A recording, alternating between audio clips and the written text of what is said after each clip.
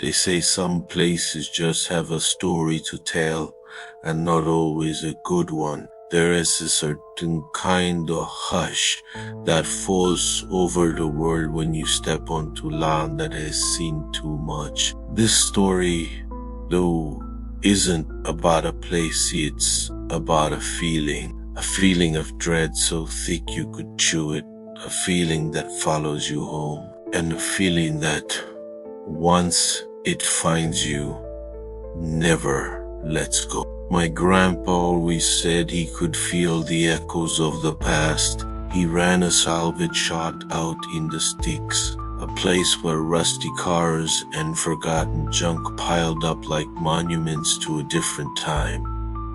He had a sixth sense for things that were wrong. He'd say, some things, boy, they aren't meant to be found. They're buried for a reason. I never really understood him until I found the rocking chair. It was tucked away in a corner of the yard, almost hidden by a pile of old tires. It was an old thing, the wood so dark it looked charred, and the back was carved with a pattern of thorny vines. It was spooky, sure, but it had a strange pull. I dragged it out, planning to sand it down and maybe sell it. The moment I touched it, a shiver ran down my spine, the kind of cold that has nothing to do with the weather. It felt like I'd just woken up from a dream I didn't remember having. I brought it home and put it on our porch. The first night, I heard a creaking sound.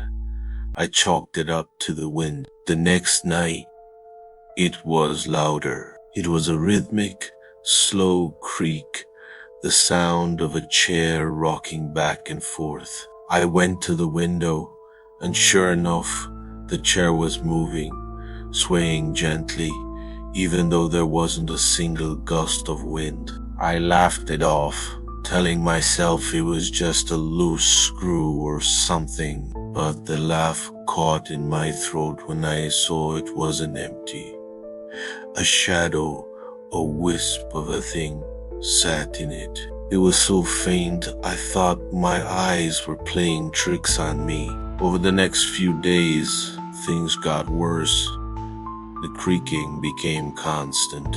It would start the moment the sun went down and wouldn't stop until morning. I started seeing the shadow more clearly. It was a woman, her hair long and wild, her head bowed as if in deep sorrow. She just sat there, rocking, the sound a constant drumbeat in the back of my mind. My mom started complaining about a chill in the house, a sudden drop in temperature in certain rooms. My dog, a usually friendly golden retriever, wouldn't go near the porch. He'd just stand there, tail tucked, whimpering at the rocking chair. I started to get a knot in my stomach.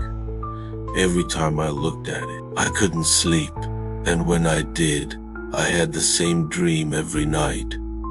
A woman rocking in a chair, her face hidden by her hair, a single mournful tune escaping her lips. I knew I had to get rid of it. I told my grandpa what was happening.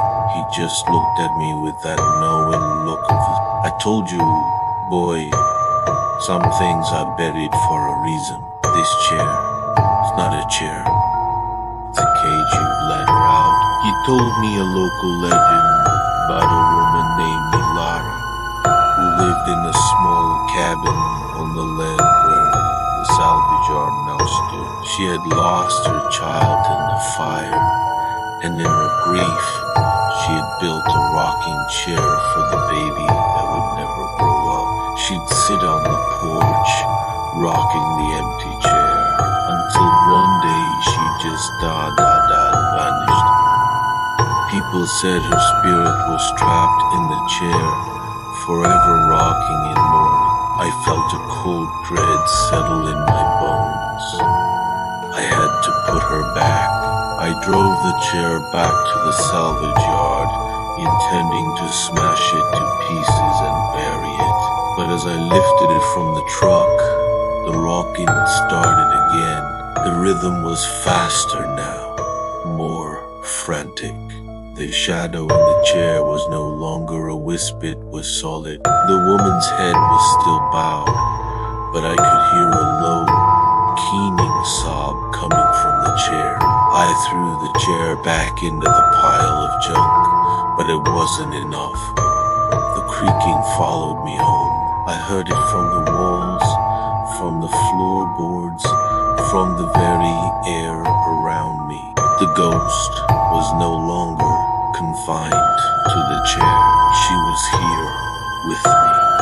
The feeling of dread intensified. I couldn't escape her. One night, the dreams changed. I was no longer an observer.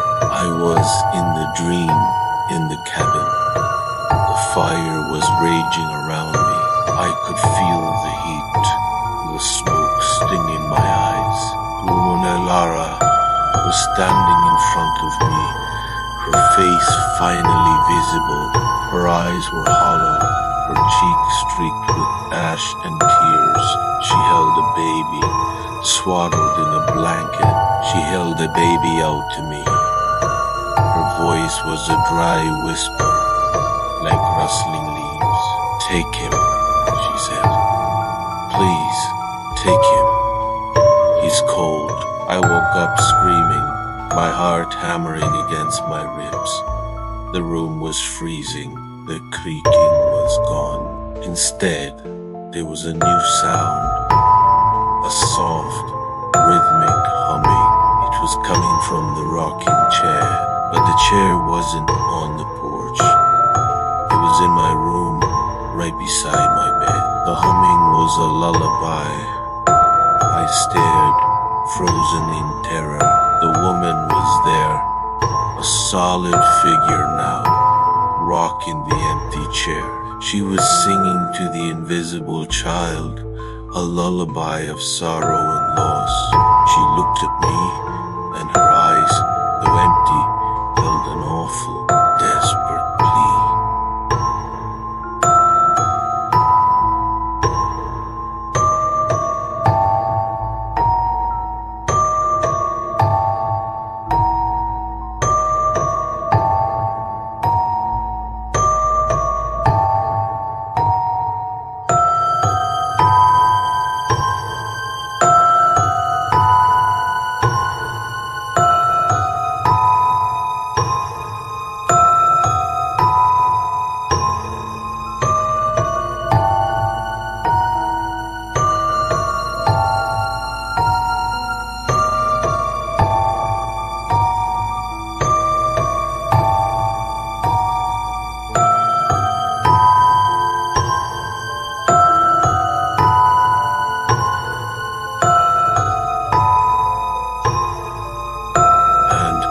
My grandfather. He had come to my house, drawn by a feeling he couldn't explain. He looked at the chair, at Alara, and then at me. "She's not looking for her baby, boy," he said, his voice grave. "She's looking for a replacement." The chill in the room deepened, and the rocking stopped. The humming stopped. A chilling silence filled the room, a silence that was more terrifying than any sound. The figure in the chair slowly lifted her head. I saw her face clearly. It was a face of endless, bottomless grief. The face of a mother who lost everything. The humming started again, but this Jimmy, he was coming from me. I was humming the same lullaby. The cold hand on my arm was no longer my grandfather's. It was Alara's. She was holding my hand, and I was rocking, rocking, rocking. The chair was now empty, and I was the one sitting in it. The last thing I heard before the world went black was my grandfather's terrified scream. And they say some places have a story to tell, but they don't tell you that some stories, some of them are meant to be lived. And I'm still here, rocking, humming the same lullaby, waiting for someone else to find the chair. Just waiting and rocking. Want to know what else is hiding in the shadows? Watch this next video and find out.